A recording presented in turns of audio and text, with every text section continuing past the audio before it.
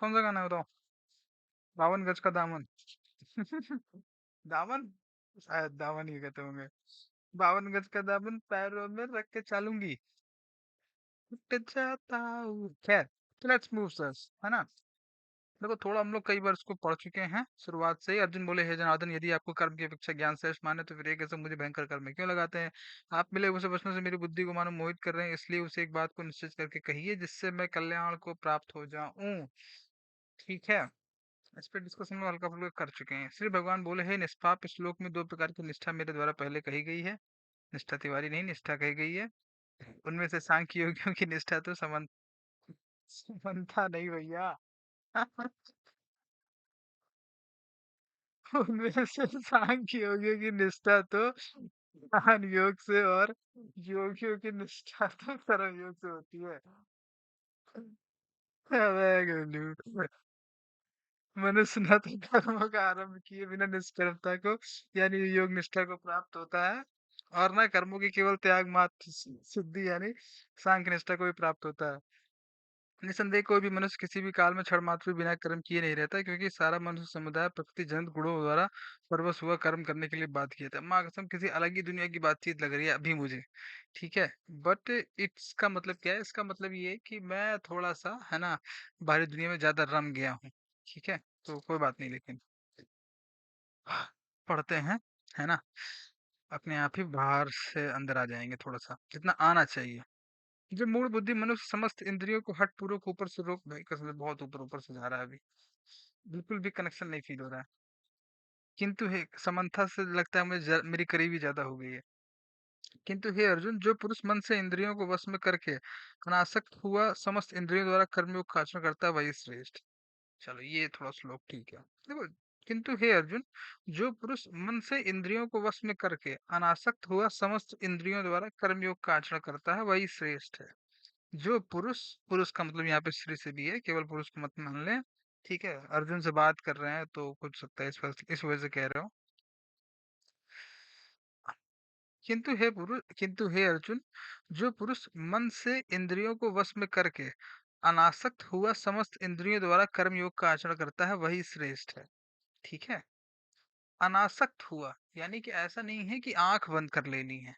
ठीक है, मन से इंद्रियों को वश में करके, यानी कि आ, बाहर अगर आपको छोड़ दिया जाए, बिल्कुल ही कह दिया जाए कि आपको जो मना है आप वहां देखो, ठीक है, तो आप पाओगे कि कुछ चीजों को देखने का आपका ज्यादा मन कर रहा है। ठीक है, जिन चीजों को जनरली आपका देखने का ज्यादा मन कर रहा होता है, वही पूरी इंटरटेनमेंट इंडस्ट्री फिर आपको दिखाने का प्रयास करती है धीरे से। उसमें अगर ऐसे मान लो लड़कों को लड़कियां देखने का ज्यादा मन कर रहा है, तो फिर लड़कियों को, है ना, एंटरटेनमेंट इंडस्ट्री में एक तरफ से लिया जाएगा, उन्हें फिर जिस तरीके से आपको उनको देखने का मन कर रहा है उस तरीके से, है ना, आपको दिखाया जाएगा। अगर आप चाह रहे हैं कि वो साड़ियाँ पहने तो साड़ियाँ भी पहनेंगे, आप चाहेंगे कि वो दिन में साड़ी पहने रात में स्कर्ट पहने तो वो भी उसको पहनाएंगे, है ना, वो उसके ऊपर डिमांड रखेंगे उस लड़की को जिसको ऑडिशन में लेंगे। और फिर वो, है ना, जिसमें जो राजी हो रही होगी, अगर आप चाहेंगे काली लड़की देखना तो काली लड़की दिखाएंगे, गोरी लड़की देखना चाहेंगे तो गोरी लड़की दिखाएंगे, पतली मोटी लंबी, है ना, जिस तरह की लड़की आप देखना चाह रहे होंगे एज ए समाज, उस तरह की लड़की को वो ऑडिशन में लेने की पूरी कोशिश करेंगे, और फिर आपको दिखाएंगे और आप देखेंगे। तो इस तरीके से एंटरटेनमेंट की इंडस्ट्री चलती है, जिसमें कि वीडियो फॉर्मेट जो है अब तो उसमें टूनिस भी आ ही गए हैं, मतलब टून्स आ ही गए हैं, और मेटावर्स वगैरह, तो है ना, वो पूरी इंटरटेनमेंट जो इंडस्ट्री है इसमें बेसिक कंजम्पशन आप देख के कर रहे होते हैं। ठीक है, तो आँख जो है वो अभी तो पैदा नहीं हुई, ऐसा नहीं ना कि पिछले 30 साल में ही आँख इंसानों के पास आई है। वो जब से आँख, जब से दुनिया है ना, जब से इंसान है तब से आँखें हैं इंसानों के पास। और केवल ऐसा नहीं है कि आँखें केवल इंसानों के पास हो, आँखें तो सबके ही पास हैं। ठीक है, जीवों में मतलब मैक्सिमम जीवों के पास है। अब आपका ये असाइनमेंट हो जाए कि उन 5 जीवों के नाम लेके आइए जिनके पास आँखें ही नहीं होती हैं।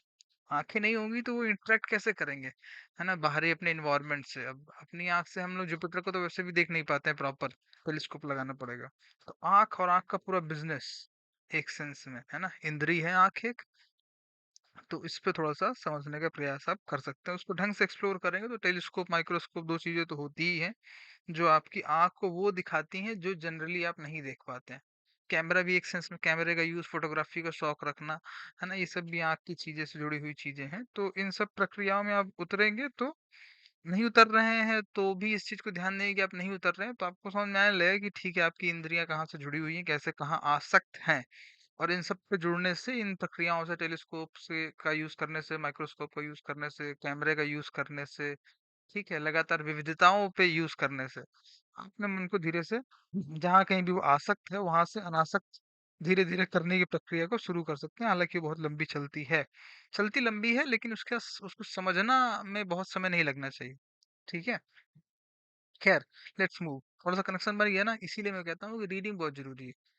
आप पढ़ेंगे तो आप धीरे से कनेक्ट कर पाएँगे। तो शास्त्र विहित कर्तव्य कर्म कर, क्योंकि कर्म ना करने की अपेक्षा कर्म करना श्रेष्ठ है, तथा कर्म ना करने से तेरा शरीर निर्वाह भी नहीं सिद्ध होगा। ये देखो बॉडी है ना? शरीर की समझ भारत में बहुत अच्छी है नहीं हमारी, अभी भी। बायोलॉजी आप नहीं पाएँगे, आप 100 लोगों से मिलिए, है ना? आप 100 लोगों में से मैक्सिमम लोगों तो ने तो पहली बात तो बायोलॉजी छोड़ दी होगी, मैंने भी छोड़ ही दी थी, इंजीनियरिंग को परस्यू करने के लिए। मतलब भारत में के कॉन्टेक्स्ट में ये बात ज़्यादा लागू हो रही है क्योंकि हिंदी सुनने और रशियन जो बोलता है वो हिंदी नहीं सुन रहा होगा, है ना? जो चाइनीज़ बोलता है, जो जापानीज़ बोलता है, जो एक सेंस में अमेरिका में रहता है, साउथ अफ्रीका में रहता है, वो मोस्ट लाइकली हिंदी की या ये वीडियो नहीं सुन रहा होगा। ठीक है? ना सुनेगा कभी आगे चल के मोस्ट लाइकली, उसके लिए अलग से उसकी भाषा में ही बनाना पड़ेगा। ठीक है? बाद में ट्रांसक्रिप्शन वगैरह होगा, वो बात अलग है। मेन बात ये है कि अ, पहली बात तो बहुत सारे इंसान ऐसे हैं जो बस स्कूल में पढ़ने जाते हैं, वहाँ जितना पढ़ा दिया गया पढ़ लिया, उनकी खुद पढ़ने की आदत छूट जाती है, वो उन किताबों से उनका रिश्ता ही छूट जाता है। ठीक है? एक जॉब पकड़ लेते हैं, फिर एक शादी हो जाती है, फिर बच्चे हो जाते हैं, किताबें उनके जीवन से दूर हो जाती हैं। तो पहली तो एक अच्छी चीज़ यही है कि आप किताबों से एक रिश्ता बना लीजिए, है ना? उस प्रोसेस में 2 चीज़ें हो सकती हैं, आपका जीवन जब भी खत्म होगा तो आप वो किताबें आप खरीदेंगे, है ना? किताबें आप बार पानी से तो बरस नहीं जाएँगी ऑब्वियसली। पीडीएफ फॉर्म में बहुत कुछ मौजूद है, विकिपीडिया में बहुत कुछ मौजूद है, गूगल सर्च आप करके बहुत कुछ पढ़ सकते हैं। बट अगेन वो थोड़ा डिजिटल हो जाता है, मैं समझता हूँ। तो उस प्रोसेस में किताब किताब होती है, ब्लॉग ब्लॉग होता है, किताब किताब होती है, वीडियो वीडियो होता है। ठीक है? श्रीमद् भगवद गीता जो है ये अपने आप में पूरी किताब है ना? ये आधा-अधूरा कुछ भी नहीं है इसमें, एक सेंस में। तो वो है, आप इसी से रिश्ता बना लीजिए। ये तो एक ऐसी किताब है जो आप है ना रेगुलर बेसिस पे बार-बार पढ़ेंगे तो आपको फ़ायदा ही होगा।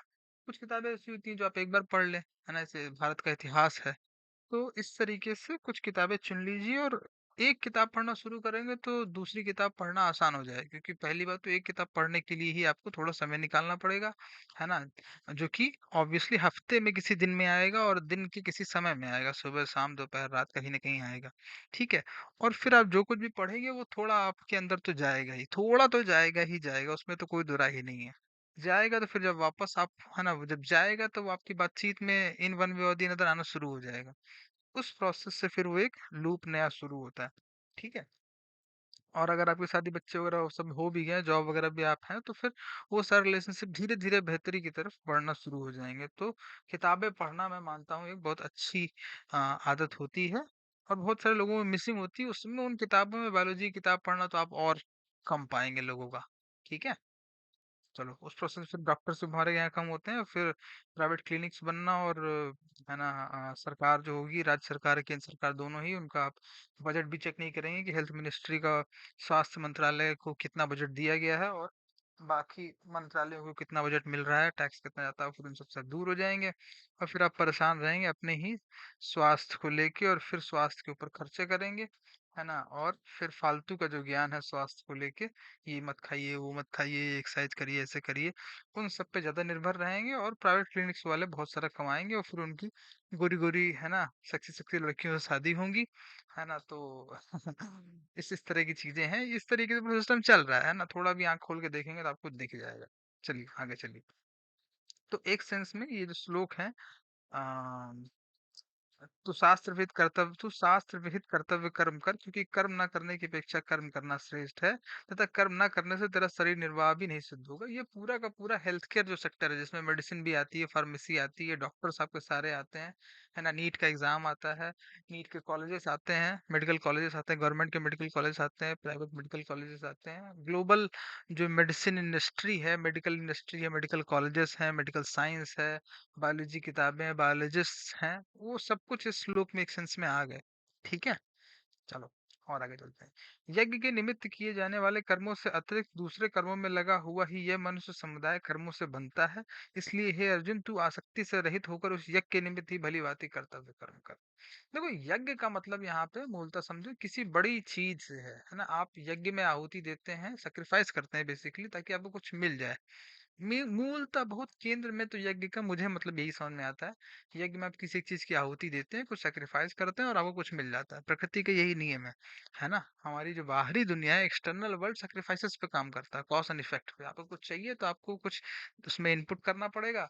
आप क्रिकेट के खेल पे अच्छा होना चाहते हैं, बॉलिंग पे अच्छा होना चाहते हैं, बैटिंग पे अच्छा होना चाहते हैं, आपको समय बिताना पड़ेगा।